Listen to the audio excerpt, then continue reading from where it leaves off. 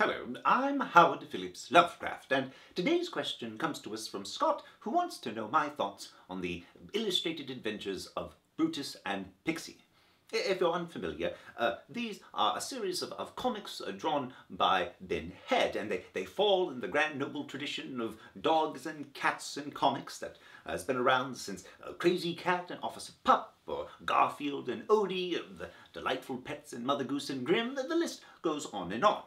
But what sets Brutus and Pixie apart is Brutus himself is a military canine, someone who's gone out to help the armed forces in the various adventures overseas, whereas Pixie is a rather tiny, cute little kitten. And it's this juxtaposition of the large, battle-scarred canine with the sweet and rather innocent feline that creates much of the humor in this comic. But there's more than that.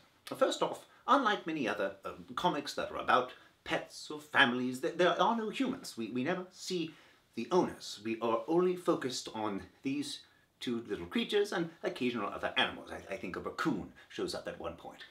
And secondly, there's something rather profound at work here.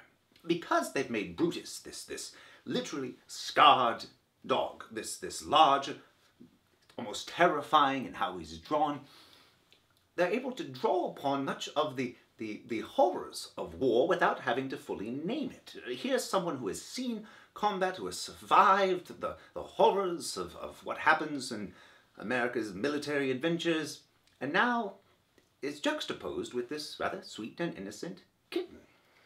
And I think there's something rather profound about what's being suggested about how we reconcile our civilian and our military lives, how we look at a whole political sphere that's built around sending men and women to fight for ideals that are, well, at times questionable.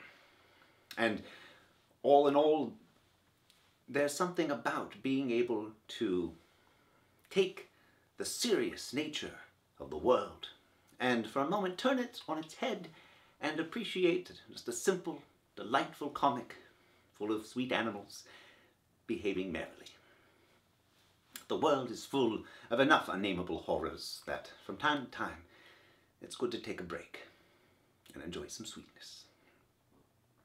As always, I'm Howard Phillips Lovecraft.